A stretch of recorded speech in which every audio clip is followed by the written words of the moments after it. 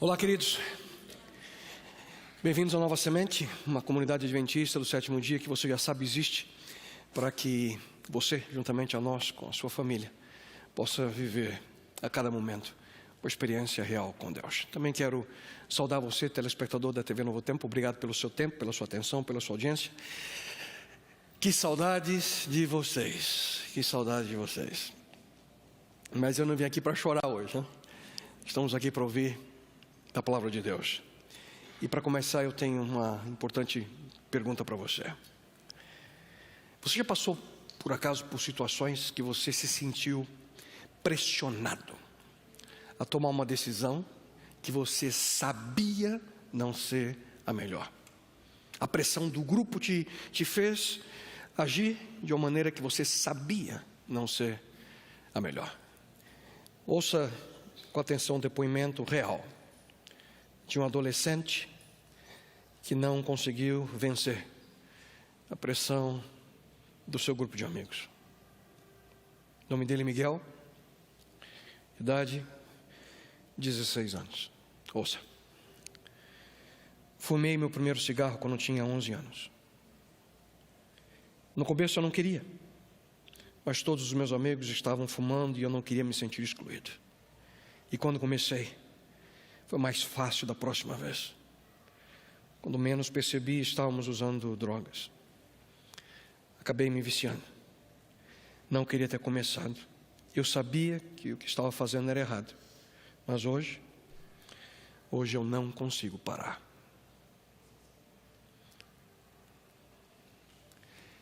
São muitas histórias, muitas experiências. Milhares e milhares, se não milhões de pessoas vivem experiências similares. Talvez você conheça alguém que tem uma triste história como essa. Quem sabe você passou por uma situação que hoje você se sente profundamente arrependido. Mas como que isso acontece? Hein? Por que pessoas chegam a esse ponto?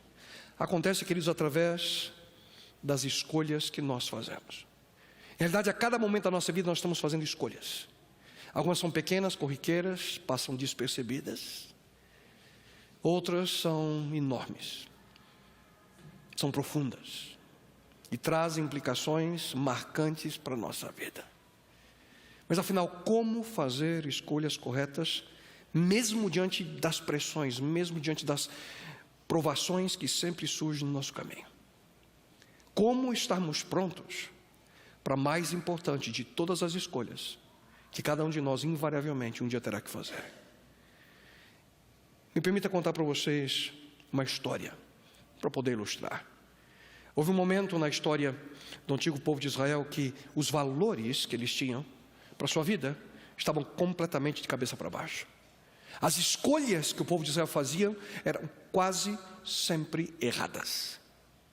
O profeta Isaías, ele os advertia afirmando que se eles continuassem nessa direção, o caos continuaria, na realidade aumentaria. Acompanhe comigo o relato. Ai, diz Isaías, ai dos que chamam de mal aquilo que é bom, e os que chamam de bom aquilo que é mal, que fazem a luz virar escuridão e a escuridão virar luz, que fazem o amargo ficar doce e o que é doce ficar amargo. Esse texto é impressionante. Valores completamente invertidos. Aquilo que era correto, eles apresentavam como errado, e aquilo que era errado, era apresentado como correto. Isso aconteceu com eles por volta do ano 700 a.C., pouco mais de 2.700 anos atrás. Mas quais eram os problemas? Principalmente 3 deles. Quando lemos os profetas do Antigo Testamento, nós percebemos que 3 eram os principais problemas do povo de Israel: imoralidade sexual, injustiça social, e o terceiro problema era idolatria. E eu pergunto a você, será que hoje nós vemos ao nosso redor as mesmas atitudes do ser humano? Só que durante aquele período havia um grupo especial de pessoas que eles eram usados por Deus para advertir a nação de Israel. A profissão deles, profetas. Uma profissão que não era tão fácil naqueles dias. Por um período de quase 200 anos, Deus enviava mensageiros advertindo sobre as consequências das escolhas erradas que faziam, tanto ao reino do norte quanto ao reino do sul, Judá. Além de Isaías, o nome de um outro deles, que tinha essa mesma profissão, chamada por Deus, foi Jeremias. Um outro se chamava Ezequiel. Um outro, Sofonias. Miqueias, Joel, Abacuque. Todos eles foram mensageiros do Senhor, trazendo mensagens específicas sobre a apostasia que o povo vivia. E finalmente o momento da tragédia, infelizmente, aconteceu, chegou. O momento que eles colheriam as consequências das suas escolhas. E por volta do ano 605 a.C., o imperador do poderoso Império Babilônico invadiu Israel. Seu nome? Nabucodonosor. Ele era o homem mais poderoso do nosso planeta naquele momento. E ele começaria um período de destruição da nação israelita. Anos depois, a capital, Jerusalém, foi completamente destruída em 586. O templo sagrado foi destruído. E ele leva então agora para a Babilônia milhares de israelitas como prisioneiros de guerra. Toma aqueles jovens e os leva para a capital do império, Babilônia. E por lá, cativos, no exílio, ficaram 70 anos, conforme a profecia de Jeremias 29:10, 70 anos. Total desastre. Perderam a sua liberdade por deliberadamente terem escolhido viver de acordo com a maneira que achavam ser melhor e não segundo a vontade de Deus. Mas entre essas milhares de pessoas que foram levadas como cativos, como escravos, por Nabucodonosor estavam 4 adolescentes. Daniel e 3 amigos. Daniel tinha cerca, queridos, de 15 anos quando isso aconteceu. Seus amigos, quem sabe até mais novos. Alguns estudiosos dizem que provavelmente entre 12 e 14 anos. 4 adolescentes. E é desse livro, um livro de apenas 12 capítulos do Antigo Testamento, que vem a base de tudo aquilo que nós vamos estudar nessa série. E o título que escolhi trazer a vocês é Escolhas da Vida.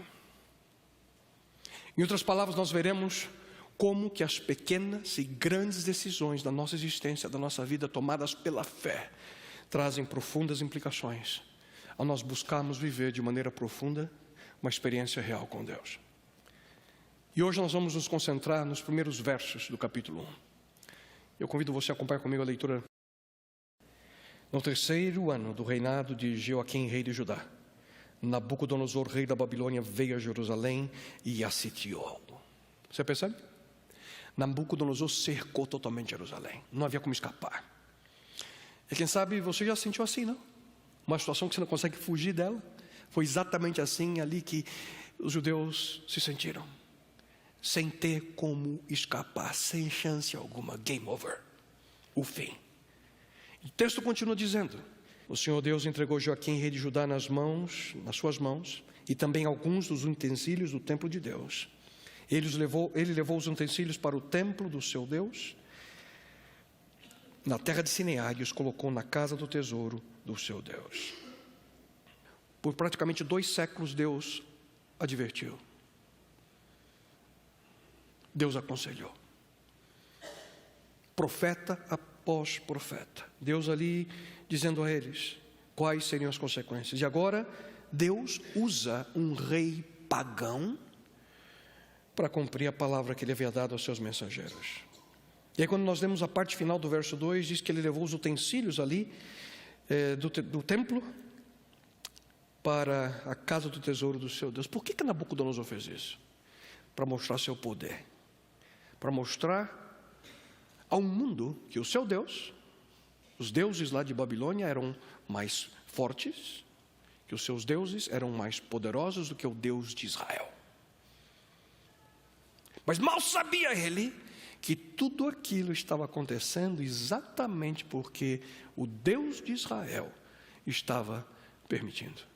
Deus estava usando aquela situação. E o relato prossegue. Então o rei ordenou que Aspenaz, o chefe dos oficiais da sua corte, trouxesse alguns dos israelitas da família real e da nobreza, jovens sem defeito físico, de boa aparência, cultos, inteligentes, que dominassem os vários campos do conhecimento e fossem capacitados para servir no palácio do rei. Ele devia ensinar-lhes a língua e a literatura dos babilônios. Ele queria os melhores, ele queria os mais capazes, ele queria os mais bonitos, os mais inteligentes, os mais espertos, entre ali os prisioneiros, para que eles pudessem ser treinados e se tornassem o melhor tipo de troféu que pudessem ser ali para a corte babilônica. E finalmente o texto continua, que o rei designou-lhes uma porção diária de comida e do vinho da sua própria mesa. Eles receberiam um treinamento durante 3 anos. E depois disso passariam a servir o rei. Entre estes estavam alguns que vieram de Judá: Daniel, Ananias, Misael e Azarias. O chefe dos oficiais deu-lhes novos nomes. A Daniel deu o nome de Beltesazar, a Ananias, Sadraque, a Misael, Mesaque e a Azarias, Abednego. Uau! Você percebe? Você acha que a vida daqueles 3 jovenzinhos, na verdade 4, né? Daniel e seus 3, haviam mudado? Havia mudado? Até mesmo o nome deles foram alterados. E durante essa série eu quero especificamente falar por quê e o significado desses nomes. O que tudo isso significava? Que eles estariam passando, queridos, por um processo que a gente pode chamar um processo de reprogramação. Eles estavam sendo passados por um processo de lavagem cerebral. O que Nabucodonosor queria era que eles não fossem mais judeus. Tudo que eles tinham na sua vida seria apagado da sua mente de uma forma ou outra, para que eles se tornassem babilônicos. Sua cultura seria outra, o seu idioma seria outro, a sua comida seria outra, seus nomes seriam outros, seu Deus seria outro. E eu repito, o objetivo era claro, que eles se tornassem como os babilônios. Só que Daniel e seus companheiros foram fiéis. Através de escolhas corretas, eles não permitiram que essa estratégia fosse bem sucedida. E obviamente aqui vem a grande pergunta dessa série: como pode alguém se manter fiel, mesmo diante de tantas adversidades? O que levou Daniel e seus 3 amigos a fazer escolhas certas na sua vida? E hoje nós não vamos juntos aqui entrar em detalhes da vida de Daniel. Nós vamos fazer isso durante toda essa série. E desde já conto com a sua presença, porque eu tenho certeza que você aprenderá lições extraordinárias para a sua vida. Hoje eu quero apenas estender para você o pano de fundo desse relato extraordinário, para essa série. Em outras palavras, como que nós podemos manter-nos inabaláveis quando tudo ao nosso redor parece cair? Como é que nós podemos superar obstáculos quando tudo não faz sentido? Afinal, como é que nós lidamos com momentos de caos da vida humana? 3 atitudes, 3 escolhas que você e eu precisamos fazer na nossa vida. Isso que eu sugiro para você hoje. Aconselho, inclusive, que se você conseguir um pedacinho de papel, uma caneta, quem sabe anotar, ou tirar foto do telão, leva para casa e lembra disso. 3 escolhas, 3 atitudes que você e eu precisamos desenvolver na nossa vida. E a primeira delas é o título da mensagem de hoje: como lidar com o caos da vida humana? A primeira delas, não se surpreenda com a adversidade. E essa é uma atitude que nós podemos aprender do jovem Daniel. Não se surpreender com os problemas. Mesmo embora o colapso da nação de Israel tenha sido ali um choque para todos, não foi tão inesperado assim. Especialmente os profetas Jeremias e Sofonias, eles estavam anunciando o fatídico dia. Viria o fim. Eles diziam: nós vamos, se vocês continuarem assim, vocês vão perder a liberdade. Nós todos vamos ser escravos de uma outra nação. E como adolescente, Daniel sabia, ele conhecia essas mensagens dadas por Deus. Ele sabia que se a nação de alguma forma, não mudasse. Se eles não mudassem a sua postura, sofreriam as consequências. Mesmo assim, Daniel, ele não se surpreendeu com as adversidades. Por quê? Porque ele era um fiel seguidor de Deus. E aqueles que fazem essa escolha entendem bem o que Pedro escreveu no Novo Testamento. Ouçam com atenção. Amados, não se surpreendam com o fogo que surge entre vocês para os provar, como se algo estranho lhes estivesse acontecendo. Nós encontramos aqui, queridos, que provação, provas, adversidades, problemas fazem parte da realidade humana. Nós não vivemos no céu. Este ainda é o planeta Terra dominado pela existência do pecado. Por isso nós vivemos com problemas. Mas em breve, muito em breve, essa realidade quis mudará, e nós vamos falar sobre isso também durante essa série. Momento que Deus intervirá de maneira completa para mudar a vida que hoje temos. Você se lembra daquilo que uma vez Jesus Cristo falou sobre esse mesmo assunto? Ele disse: nesse mundo vocês terão aflições. E tem gente que se surpreende com problemas. Pastor, por quê? Por que está acontecendo? Cristo não disse: nesse mundo algumas vezes, talvez de vez em quando vocês vão ter problemas. Não. Ele disse: nesse mundo vocês terão aflições. Foi isso que ele disse. Você pode contar com elas, mas cedo ou mais tarde elas virão. Cada um de nós passa por aflições. E se você não está vivendo essa aflição nesse exato momento, e se você está bem hoje, eu estou bem, tenha certeza, ela virá. Mas nós podemos enfrentar momentos assim com confiança. Mas como? Crendo naquilo que Cristo diz em seguida. Ele fala: nesse mundo vocês terão aflições, contudo ele diz: tenham o quê? Ânimo, porque eu venci o mundo. Não precisa se desesperar. Esse mundo é um mundo repleto de problemas, não se desespere. Portanto, nunca se esqueça que Cristo nos advertiu sobre as adversidades, mas ao mesmo tempo Ele traz a solução.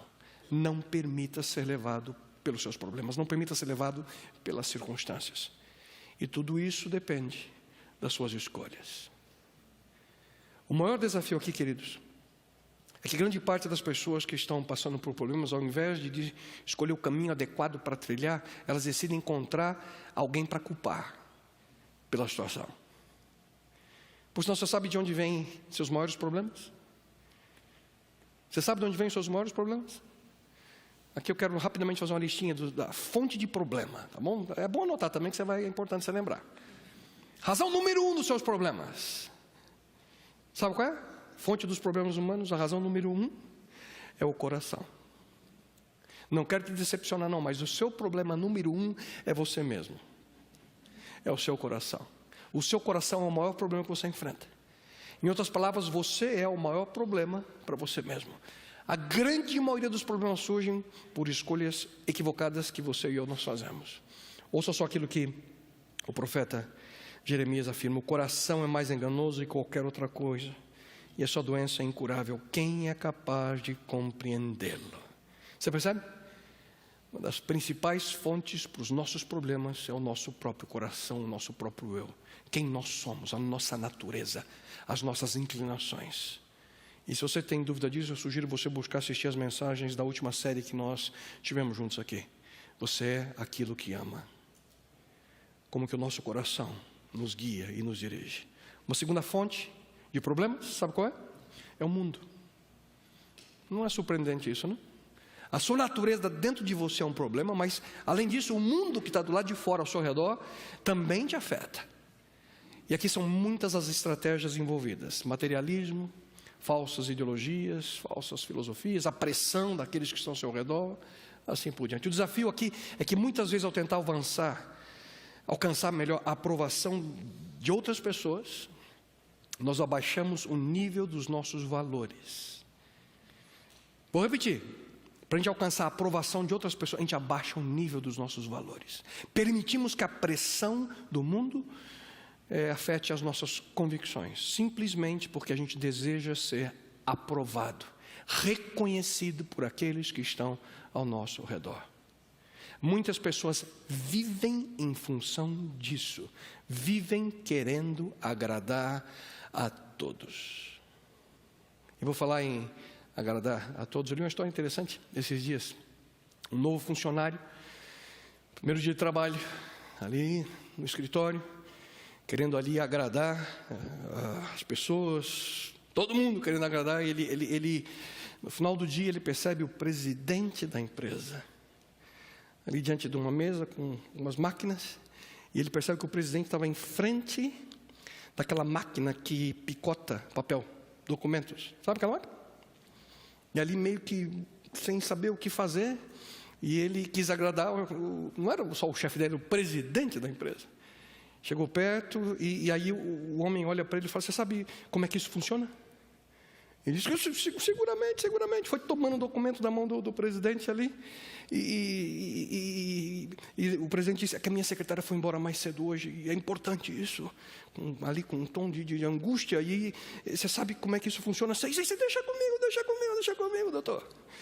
Colocou ali na máquina, ligou e apertou o botão, o documento. Aí o presidente da empresa olha para ele e diz assim: você não sabe como é que você salvou o meu dia. Isso é tão importante. Por favor, eu só preciso de 5 cópias.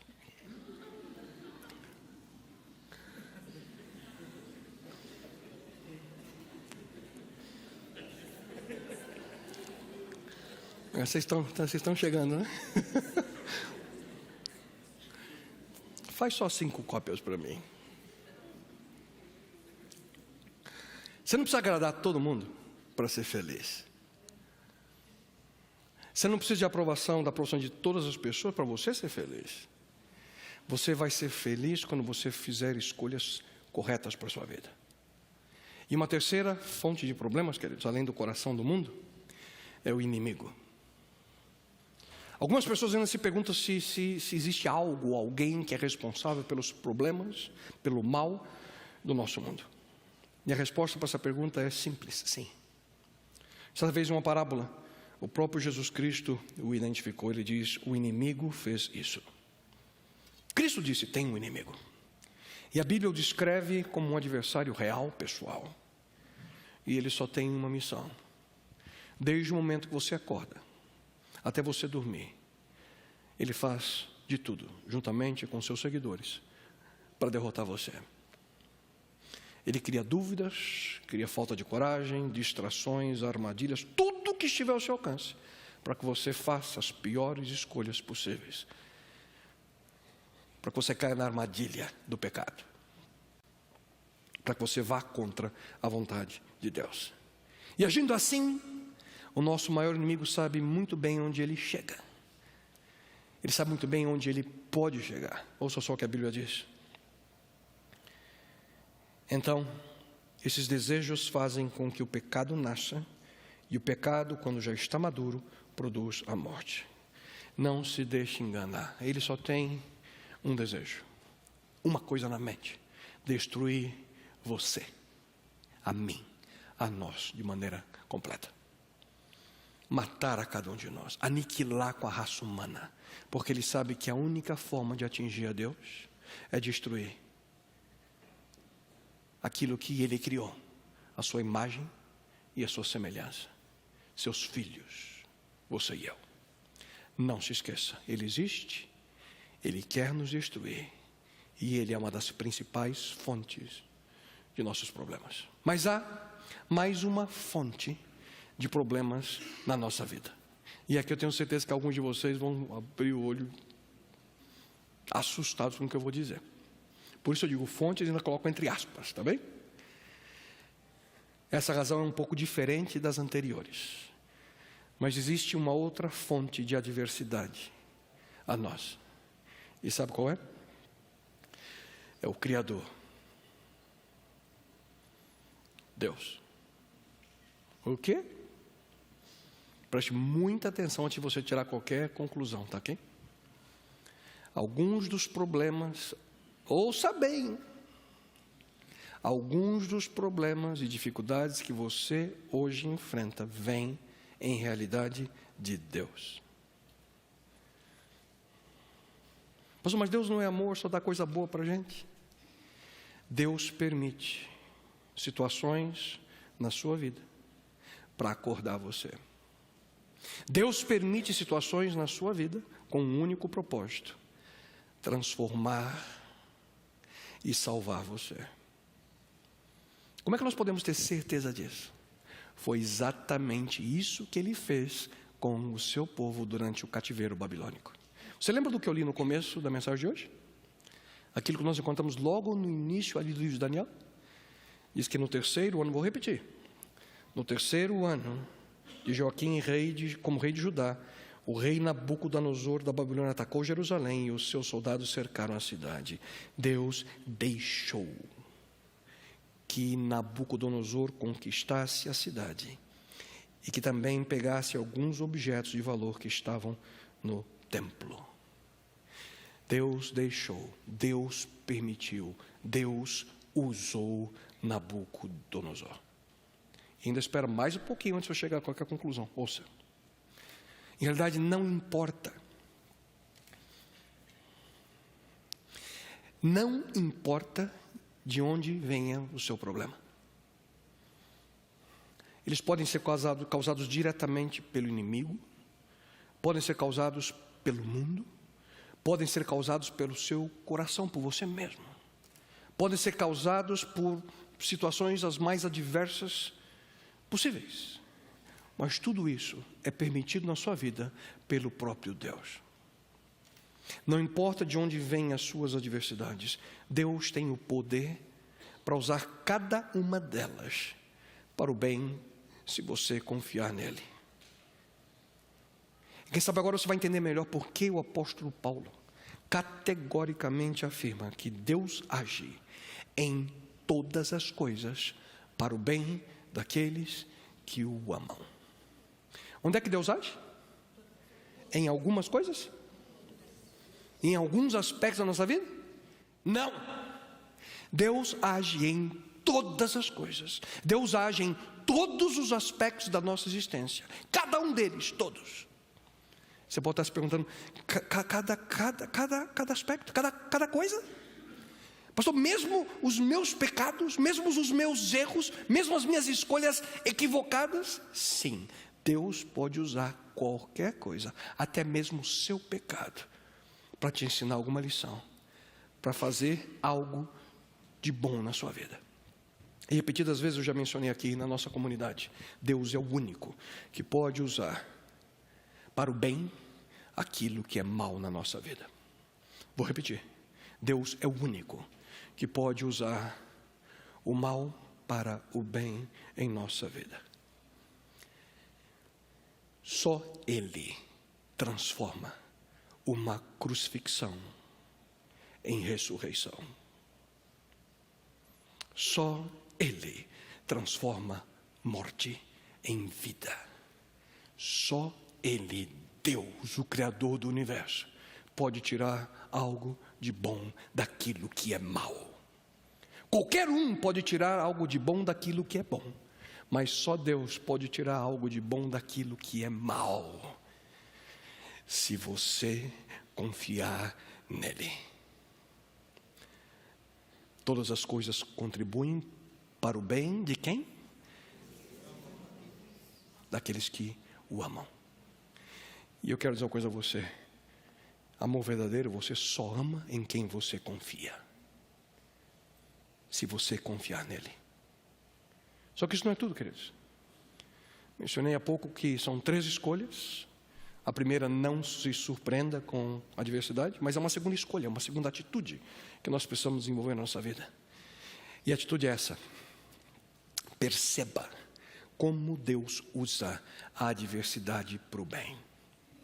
Esteja atento, perceba como que Deus usa o problema para te ensinar algo especial para o bem. Nunca se esqueça dessa tão importante escolha. Você precisa intencionalmente ver, perceber, buscar como Deus usa a adversidade na sua vida para o seu bem. Por quê? Porque, como nós vimos há pouco, queridos, Ele busca usar todas as situações da minha vida, da sua vida, para fazer algo de bom para você, com um propósito de transformar e te salvar. Algo de bom, algo para o seu crescimento espiritual, algo para que ajude você a confiar mais nele. Qualquer coisa. Até mesmo as situações mais dolorosas da sua vida, Ele permite com esse propósito. E se você deseja de fato viver, não apenas sobreviver, porque uma coisa é sobreviver nesse mundo, outra coisa é viver a plenitude que Deus espera de você. Você precisa entender a importância dessa escolha, dessa decisão. Porque quando isso acontecer, você vai entender melhor uma das mais lindas promessas que nós encontramos na palavra de Deus. Amo este texto. Ele diz a nós de maneira categórica: porque sou eu quem conheço os planos que tenho para vocês, diz o Senhor. Planos de fazê-los prosperar e não de lhes causar dano. Planos de dar-lhes esperança e um futuro. Quantas vezes já li esse texto aqui nessa comunidade? Amo esse texto. Mas aqui, um adendo. Por sinal, você sabe para quem Deus originalmente deu essa promessa? Tem planos, esperança, futuro para vocês. Sabe para quem Deus deu originalmente essa promessa? Falou especificamente para quem? Através do profeta Jeremias. Sabe para quem? Ouça, é só você ler alguns versos antes. Verso 4. Assim diz o Senhor dos Exércitos, o Deus de Israel, a todos os exilados que deportei de Jerusalém para a Babilônia. Foi para eles, originalmente, que Deus deu essa promessa. Deixou que eles fossem levados como escravos, permite a deportação, o exílio, e diz: eu tenho um plano para vocês. É um plano de esperança, eu tenho um futuro para vocês. Mas se Deus tinha um plano de prosperidade para os exilados judeus lá em Babilônia, será que Ele tem um plano especial para a sua vida também, para a minha? Não temo em dizer, Deus tem um plano especial para você, para cada um de nós. Planos de esperança, de um futuro. O problema, sabe qual é? Que o inimigo também tem planos. O inimigo também tem um plano especial para você. Plano para o mal, plano de destruição completa. Esse é o problema. Dois planos. E quem faz a escolha é você. Por isso é tão importante esse tema, a escolha que você faz. E se você me permitir, eu quero de maneira rápida agora aqui compartilhar com você nesse momento um apanhado geral daquilo que nós vamos ver nessa série, nesses minutinhos que nós ainda temos. Porque na vida de Daniel nós encontramos pelo menos 4 situações com problemas, 4 situações com adversidades que ele precisou encarar. E são as mesmas situações que Deus deseja que você e eu aprendamos para que nós possamos lidar, independentemente dos nossos problemas, que a gente possa aprender a confiar e a viver neste momento. Deixa eu fazer uma pergunta aqui. Alguém aqui tem algum problema para resolver na vida? Alguém tem? Alguém que está passando alguma tribulação que não sabe como superar? Alguma dúvida que não consegue encontrar resposta? Tem alguém aqui? Anota o que você vai escutar agora, que eu tenho certeza que um dia você vai precisar, se não for hoje mesmo. Como Deus usa a adversidade da nossa vida. Como Ele usa? Primeira forma, para nos corrigir. Deus usa a adversidade para nos corrigir. Deus busca constantemente, sabe fazer o quê? Ajustar a nossa vida. Foi exatamente isso que Ele fez com a nação de Israel cerca de 2.600 anos atrás. Eles caíram profundamente naqueles 3 problemas: imoralidade, injustiça e idolatria. E Deus disse: é o seguinte, eu vou curar o problema de vocês. Eu vou consertar vocês. E 70 anos depois do cativeiro babilônico, o povo de Israel, em sua grande maioria, estava curado das suas doenças. Ouça, após esses 70 anos, Israel nunca mais caiu na cilada da idolatria. Aprenderam a lição. Ouça com muita atenção o que nós encontramos no livro de Hebreus. Se vocês não são disciplinados, e a disciplina é para todos os filhos, então vocês não são filhos legítimos, mas sim ilegítimos. Deus nos disciplina para o nosso próprio bem, para que participemos da sua santidade. Nenhuma disciplina parece ser motivo de alegria no momento, mas sim de tristeza. Mais tarde, porém, produz fruto de justiça e paz para aqueles que por ela foram exercitados. Alguém aqui se sente, ou sente que foi beneficiado pela disciplina que recebeu dos seus pais quando criança? Tem alguém aqui que fala, precisou, foi bom demais? Hã? Alguém? Hã? Geralmente o filho mais velho é o filho que mais apanha, né? Imagina quem é o felizado lá na casa dos meus pais, que adentrou esse caminho pela primeira vez, né? Disciplinado, né? De manhã, de tarde e de noite, de domingo a domingo. Grande parte daquilo que nós aprendemos quando a gente cresce, vem através da correção da disciplina. Você que é pai, ouça.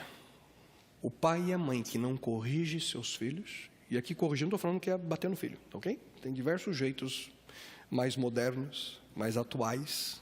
Queria tanto que essa informação tivesse chegado no finalzinho da década de 60. Mas agora a gente descobre, tem outros métodos, né? O pai que não corrige o filho não demonstra o verdadeiro amor por um filho. O pai que não ensina um filho, ou que vê o filho fazendo uma coisa errada e não fala nada, ele não sabe o que é amor de fato. Porque quem ama, disciplina. Quem ama, corrige. Quem ama, quer o melhor daqueles que estão próximos a você. Verdade ou não? Concorda comigo? Gostei. Escutei um concordo alto ali. Concordo. Ué, que novidade é essa então? Se vocês concordam, então vocês têm que concordar com outra coisa. O mesmo acontece com a família de Deus. Igualzinho. Quem ama, corrige. Deus o ama, por isso Deus permite situações. Ele permite situações na minha e na sua vida para nos corrigir, para nos ensinar a como viver da maneira pela qual Ele sonha. No livro de Jó nós encontramos, queridos, como é feliz o homem a quem Deus corrige. Portanto, não despreze a disciplina do Todo-Poderoso. Eu nunca disse, que delícia foi apanhar hoje da minha mãe. Não. Mas com o passar dos anos, eu entendo e compreendo plenamente o que aconteceu. Eu precisava ser corrigido. E agradeço demais a instrução recebida da minha mãe e do meu pai nesse sentido. Principalmente a mãe, né? Que é mais firme. Cearense não era fácil em casa, não. Mas tem uma pergunta que eu quero fazer para você nesse momento. Nessas 4 maneiras que eu quero dizer a você como que Deus usa a adversidade, cada uma delas tem uma pergunta. E para essa primeira que Deus corrige, a pergunta é essa. Qual é? Ou o que essa adversidade, o que esse problema está te ensinando nesse momento? Porque se você está passando por um problema, você tem que entender de alguma forma o que Deus quer te ensinar. Se você está hoje passando por uma adversidade, talvez Deus esteja corrigindo você. Mas isso não é tudo. Deus também usa a adversidade para nos guiar, para nos dirigir. Muitas vezes, através da provação, a dificuldade, Deus está mostrando para a gente um outro caminho. Deus está dizendo, filha, esse caminho não está legal, melhor esse caminho aqui. Ouça com atenção aquilo que nós encontramos na palavra de Deus. O coração do homem planeja o seu caminho, mas o Senhor lhe dirige os passos. Você pode fazer o plano que você quiser, mas é Deus que vai guiar seus passos. Como é que Ele faz isso? Simples. Através de adversidades, através de problemas, através de provações. Porque geralmente a gente não escuta quando está tudo indo bem.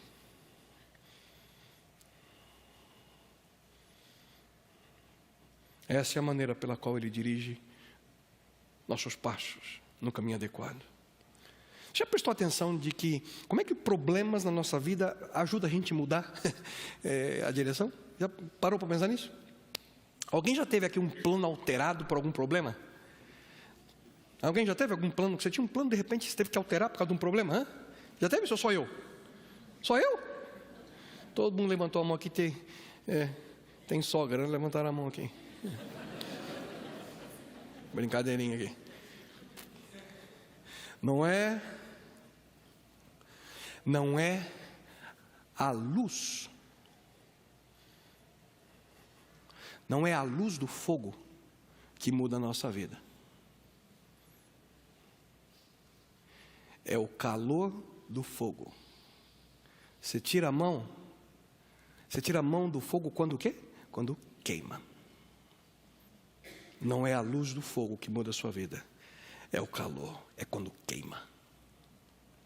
Por isso que certa vez Salomão escreveu. Ouça. Os castigos curam a maldade da gente e melhoram o nosso caráter. Ai. Quando eu leio isso aqui, eu fico pensando quão real isso. Os castigos curam a maldade da gente e melhoram o nosso caráter. E como isso é verdade. Eu tenho certeza que eu podia acabar o programa agora hoje aqui. Se eu colocasse um microfone aqui e dando oportunidade para quem quisesse poder contar como uma experiência de dor na sua vida trouxe uma mudança positiva para você. Tenho certeza que vai fazer uma fila aqui grande. Eu aprendi por causa disso. A gente vai ficar até amanhã aqui escutando. Existem situações que Deus acende uma fogueira para trazer mudança, para trazer uma nova direção na sua vida. Então, qual é o problema da sua vida que você continua fingindo não ser problema nenhum? Porque a gente faz assim, né? Tem um problema e finge que não é. Qual que é o elefante que está vivendo na sua casa, na sua vida, no seu casamento, no seu trabalho, no seu relacionamento, que você simplesmente finge não enxergar? Aquele monstro na sua sala e você passa todo dia assim, fingindo que não tem nada. Hein? Pergunta, momento de reflexão. Reflita. Qual direção essa adversidade, esse problema está levando você nesse momento? Qual o caminho que você deve escolher? Porque se você hoje está passando por adversidades, talvez Deus esteja guiando sua vida em outra direção. Além disso, Deus também usa a adversidade, queridos, para nos proteger. Outras vezes, Deus usa problemas para nos resguardar. Já percebeu que em algumas circunstâncias, a dor nos protege de algo ainda pior? Deus muitas vezes permite situações que nós imaginamos ser uma adversidade, mas na realidade, Deus permite isso porque é a maneira de evitar algo muito pior na nossa vida. Preste atenção nisso. Algumas vezes aquilo que você vê como uma adversidade, aquilo que você vê como um problema, ai, pastor, não sei o que eu faço. Nada mais é do que uma bênção disfarçada. Deus põe esse problema em sua vida para evitar um muito pior que você não consegue ver. No livro de Jó, nós também lemos: mas aos que sofrem, Ele os livra em meio ao sofrimento. Em sua aflição Ele lhes fala. Ele está traindo você para longe das mandíbulas da aflição, para um lugar amplo e livre, para o conforto da mesa farta e seleta que você terá. Olha, você que está sofrendo, Deus está usando o sofrimento, quem sabe, para te levar, para te proteger de um sofrimento ainda maior. Muitas vezes os problemas que nós enfrentamos nada mais são do que o preparo para o sucesso, para a vitória. Mas o que está por detrás de tudo isso? Uma simples palavra, pequenininha, 2 letrinhas: fé. Porque para isso acontecer, você precisa confiar em Deus. E eu te pergunto, você confia nele? Você lembra de José? Extraordinária história. Quem sabe mais à frente vamos fazer uma série inteirinha sobre José. O sonho que ele teve é que um dia ele ia ser um líder grande. Esse era o sonho. Ali que os feixes se dobravam, todo mundo se curvava diante. Ele tinha esse sonho que ele recebeu de Deus. Só que os primeiros 40 anos da vida de José ia de mal a pior, só dava coisa errada para ele. Traído pelos irmãos, vendido como escravo, levado para uma terra estranha, pagã, onde ele trabalhava como um servo. A esposa do patrão se apaixona por ele, e quando o esposo não está perto, ela se oferece para José. Ele recusa, foge. Diz para ela que ele nunca poderia fazer algo assim para o chefe, e muito menos para Deus. Ela se ofende, acusa ele de assédio sexual. Sem julgamento, ele é condenado à prisão perpétua por um crime que ele nunca fez. Tudo aparentemente na vida de José ia de mal a pior. Mas por quê, hein? Esses dias caiu uma ficha em mim que eu nunca tinha pensado nisso. Porque era na prisão. Mas não em qualquer prisão. Tinha que ser naquela prisão. Em uma prisão na terra do Egito. Lá naquele lugar é que Deus tinha um plano bem maior para José, que ele nunca sequer podia ter imaginado. Porque foi naquela prisão que José conheceu uma pessoa que indiretamente o levou a conhecer Faraó. E depois do encontro que ele teve com o Faraó, ele se torna o segundo em comando, ajudando a salvar a nação mais poderosa do mundo naquele momento. Em outras palavras, ajudando a salvar o mundo. Você não sabe, nem eu. Mas algumas vezes Deus o está protegendo com um problema, a sua vida, de algo muito pior. Depois de tudo que José passou, finalmente ali ele se encontra com seus irmãos. E é maravilhoso o que ele diz: vocês planejaram o mal contra mim, mas Deus o tornou em bem. Lembra que eu falei para vocês? Só Deus pode tirar algo de bom do que é mal. O que os irmãos fizeram foi mal. Mas ele diz: Deus o tornou em bem, para que hoje fosse preservada a vida de muitos. Deus está no comando, mesmo quando você não enxerga. E a pergunta aqui é essa: como é que esse problema, essa dificuldade que você está vivendo hoje, está te protegendo? Hein? O que pode ser ainda pior na sua vida, além do que essa provação? E não se esqueça, se você hoje está passando por adversidades, talvez Deus esteja protegendo a sua vida de um mal ainda maior. E finalmente, Deus também usa a adversidade para nos aperfeiçoar. Deus quer que você e eu nos tornemos aquilo que Ele sempre sonhou na nossa vida. E sabe qual é o modelo que Ele usa? Ele quer que você e eu cresçamos e nos tornemos cada vez mais como Jesus. Porque se você fizer a escolha acertada, tendo a atitude apropriada para enfrentar as dificuldades da sua vida, tenha uma certeza, você vai começar a crescer. E você será uma pessoa melhor. Alguém cada vez mais próximo do ideal que Deus tem para você na sua existência. E nunca se esqueça, queridos, a dor, o sofrimento, é o alto preço a ser pago para crescer. Se você deseja crescer, se você deseja ser maduro, não há outra forma que não seja através da dor, do sofrimento, da provação. E talvez seja exatamente a barreira que você tem diante de você nesse momento. O problema que te atormenta hoje seja um instrumento que Deus tem em mente para que você possa crescer. Esse foi um dos grandes segredos de Daniel. Daniel aprendeu a usar as dificuldades. Porque quando você lê o livro de Daniel, é um problema atrás do outro. Ele usava a dificuldade para ser aperfeiçoado e se colocava mais e mais perto de Deus. E aqueles que fazem a mesma escolha, como Daniel fez, serão recompensados. Serão recompensados. Ouça. O Deus de toda graça, que o chamou para a sua glória eterna em Cristo Jesus, depois de terem sofrido por pouco tempo, os restaurará, os confirmará, os fortalecerá e os porá sobre firmes fundamentos. O objetivo de Deus? Só restaurar a sua vida, fortalecer sua alma, aperfeiçoar o seu caráter. Por quê? Porque você não vai levar seu carro, você não vai levar sua casa, você não vai levar seu dinheiro, sua aposentadoria, suas roupas, nada para o céu. A única coisa que você pode levar para o céu é o seu caráter. E Deus não tem interesse algum em fazer com que você tenha uma vida mais fácil nesse planeta. O real interesse de Deus é que você tenha um caráter inabalável. E para isso Ele usa situações adversas para aperfeiçoar a sua vida. E a pergunta aqui é essa: como é que eu posso crescer diante desse problema?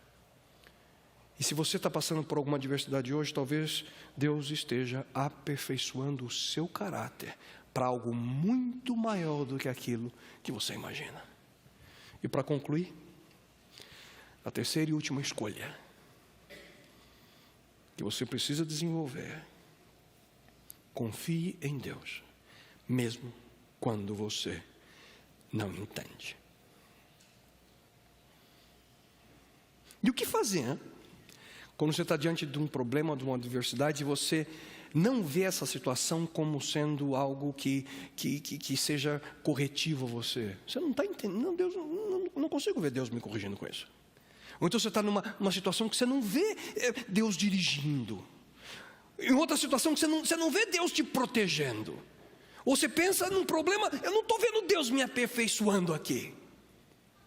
O que fazer quando você não enxerga nada? Os 4 aspectos que eu mencionei hoje. O que fazer? Confie em Deus, mesmo assim, mesmo quando você não vê, mesmo quando você não tem todas as respostas, mesmo quando você não entende. Deus sempre tem o melhor plano para a sua vida. Se é o Senhor quem dirige os nossos passos, como poderemos entender a nossa vida? Tentar entender os caminhos de Deus é algo simplesmente impossível para nós. O que nos resta fazer? Apenas confiar. Confie no Senhor de todo o seu coração e não se apoie no seu próprio entendimento.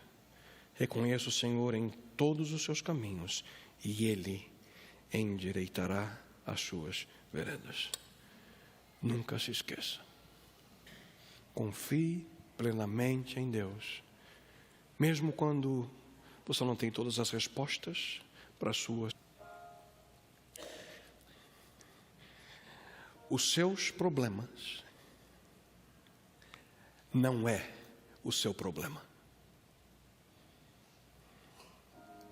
Tudo o que você imagina serem as adversidades da sua vida, de fato não são.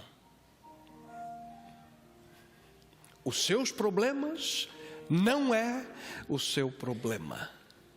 O seu problema é como você escolhe reagir diante dos seus problemas. O seu problema é como você decide reagir diante das adversidades, diante das provações, diante dos problemas. Se você responde de maneira a confiar em Deus, e você o louva e você agradece a Ele pelas circunstâncias, se você mantém a integridade do seu caráter, você será como Daniel. Porque Daniel cresceu. E você crescerá.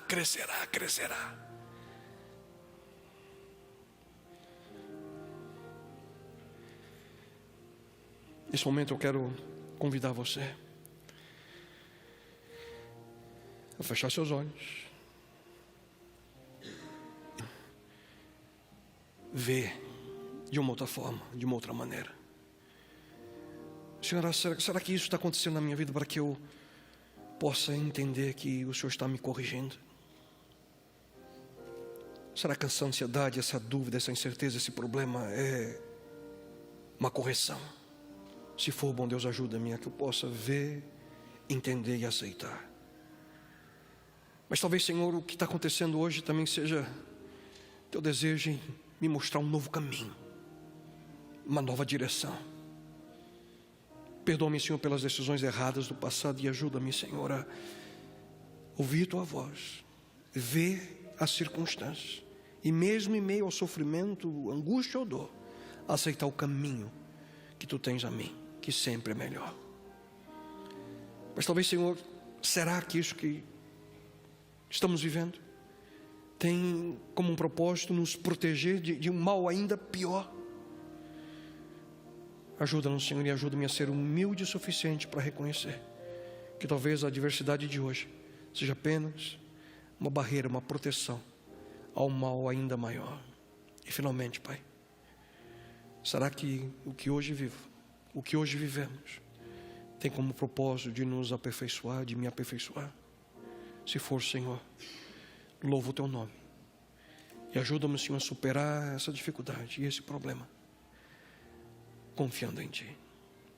E Pai eterno, mesmo que não tenha todas as respostas a todas as dúvidas e indagações, ajuda-me a confiar e a viver fazendo as escolhas corretas, as escolhas que me levarão a viver conforme o Teu sonho.